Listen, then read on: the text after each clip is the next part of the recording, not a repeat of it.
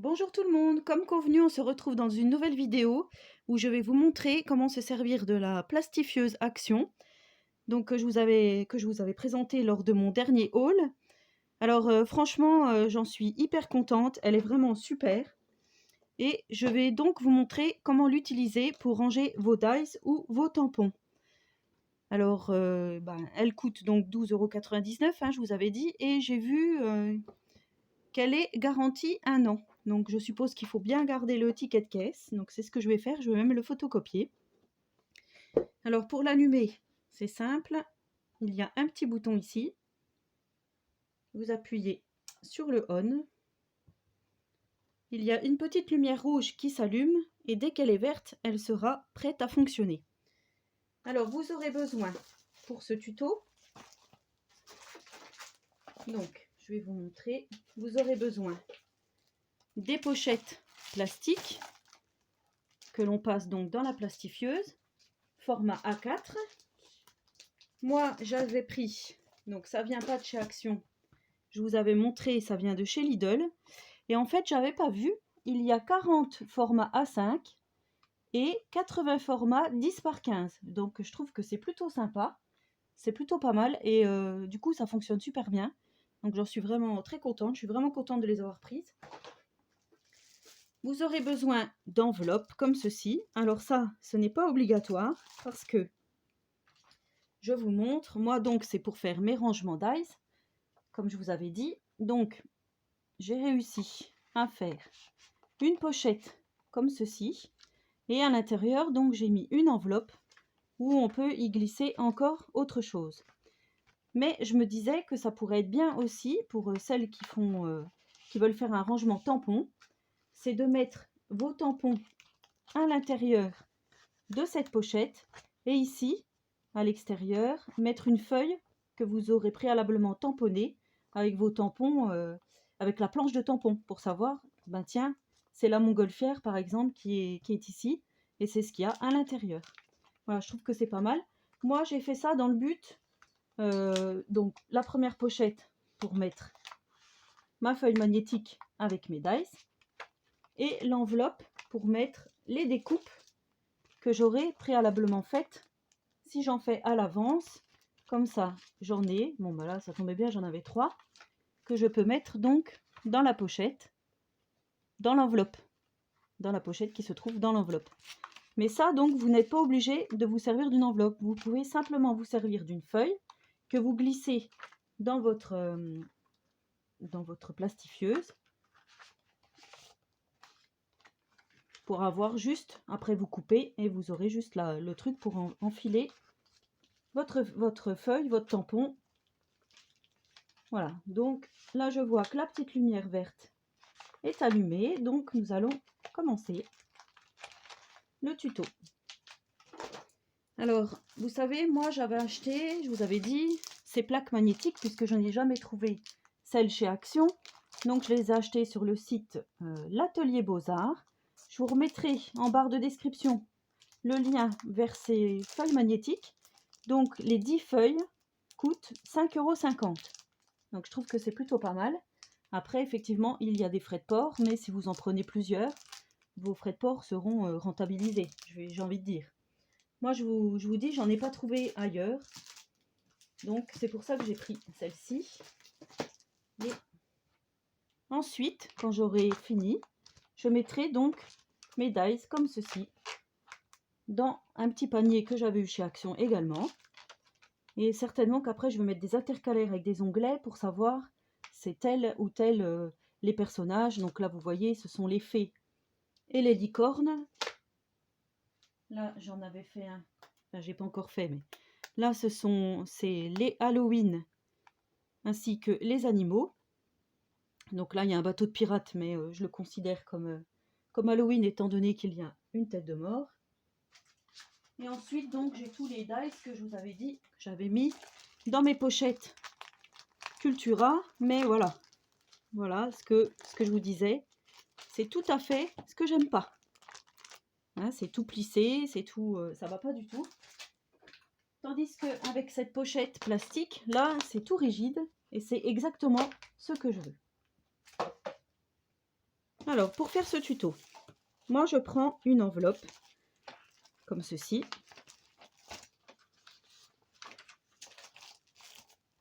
Si vous voulez reproduire exactement la même chose que moi. Alors, ça chauffe, je le sens. Alors moi, je ferme cette enveloppe.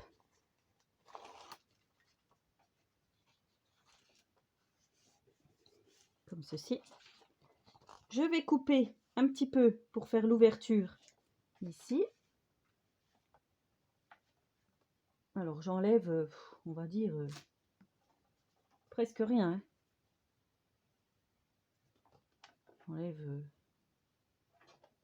0,5 mm. Voilà. Ensuite, je prends donc une pochette plastique. Donc comme ceci. Hein.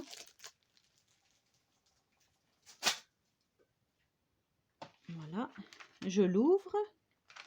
Alors, ça c'est un peu embêtant parce que je ne sais jamais comment, dans quel sens elle s'ouvre. Donc à l'intérieur de cette pochette, vous avez un côté à l'extérieur, le côté lisse, à l'intérieur, le côté granuleux. Donc nous, on va mettre notre enveloppe avec l'ouverture au-dessus, sur le côté granuleux. On viendra la positionner comme ceci. Voilà, je ne vais pas trop me mettre près de ça parce que ça chauffe. Et ensuite, moi, comme je veux faire ma pochette, je prends donc les pochettes que j'ai eues chez Lidl. Du coup, c'est un peu dommage, j'aurais bien voulu faire un tuto 100% Action, mais les feuilles magnétiques ne viennent pas de chez Action. Et ces petites feuilles aussi ne viennent pas de chez Action. Après, vous pouvez prendre la feuille format A4, la couper en deux, hein, puisque quand on met les deux, alors vous ne verrez pas parce que je suis hors champ, bien sûr. Quand vous mettez ces deux mini-feuilles côte à côte, vous vous retrouvez avec la même chose que moi. Donc là, vous couperez en deux et vous séparez donc ça, admettons que vous ayez coupé en deux, c'est ce qui vous reste. Vous coupez, vous dédoublez, pardon.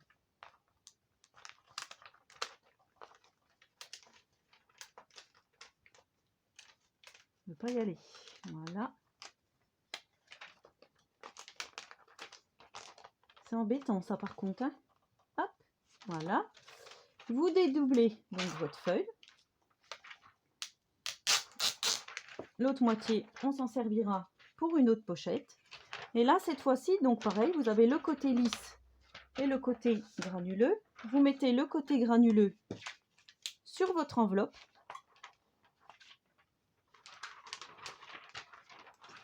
Je vais mettre comme ceci pour pas que ça brûle. Est-ce que vous verrez? Oui.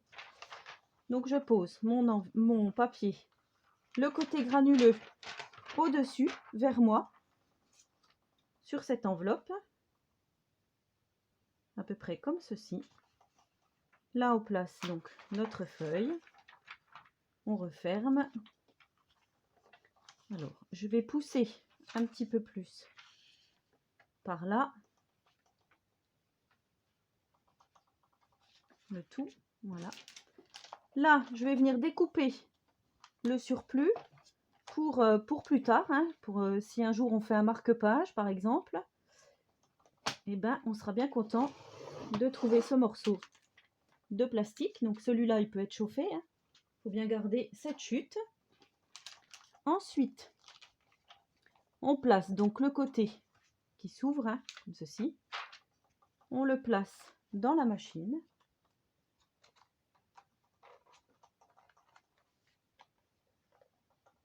Et on laisse donc l'opération s'effectuer. Ce qui est bien, c'est que vous voyez bien du coup par le dessus. Alors ça prend un petit peu de temps, hein. C'est normal, il faut bien que ça se fasse.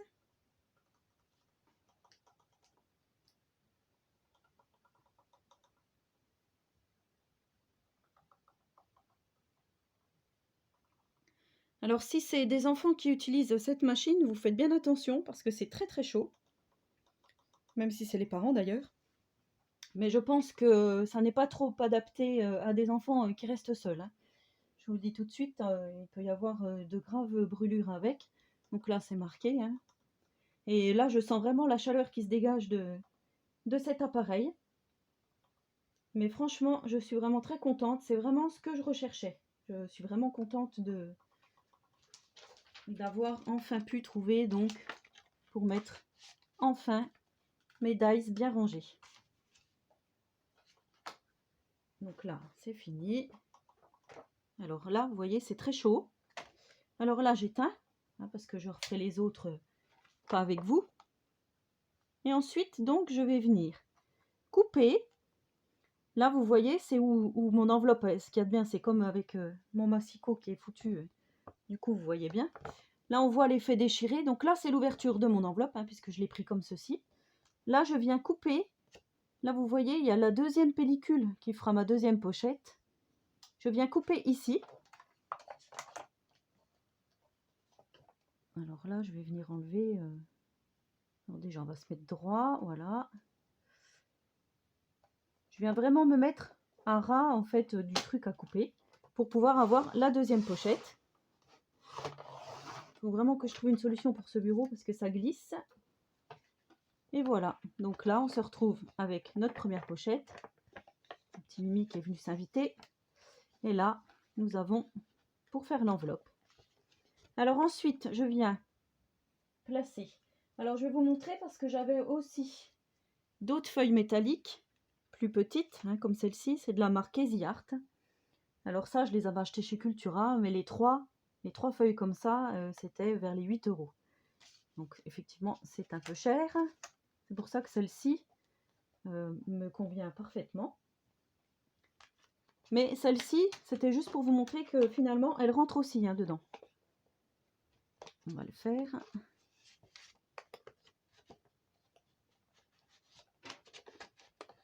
Voilà, donc celles-ci, elles sont pas tout à fait pareilles, hein, elles sont plus épaisses, mais ça rentre aussi dedans, donc c'est très bien.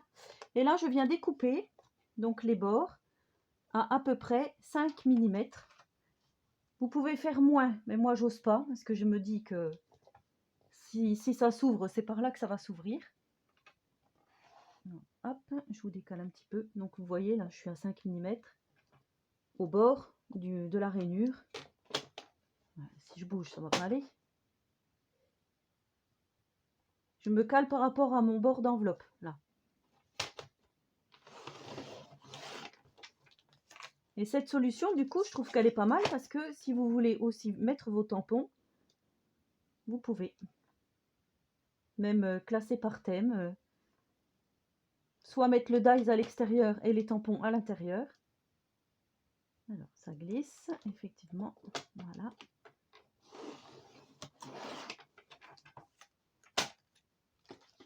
Alors, franchement, si vous aviez des doutes sur la plastifieuse Action, elle est méga top.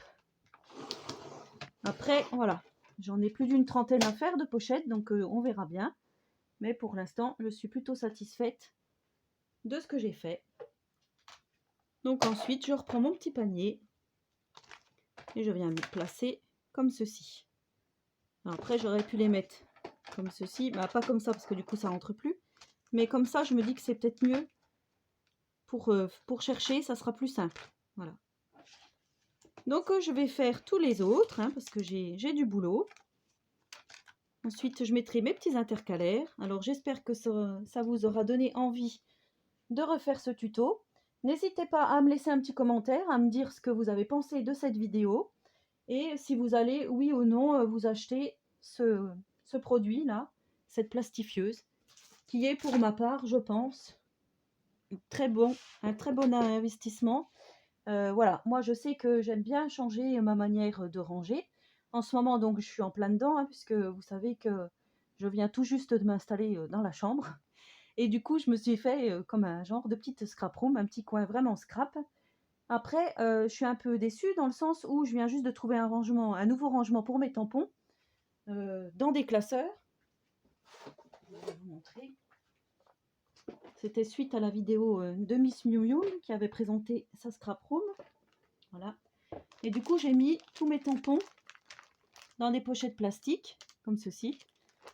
Parce que je trouve que ça prend moins de place que dans les bacs. Après, des tampons, s'avère que j'en ai une multitude, tandis que des dies, j'en ai pas tant que ça.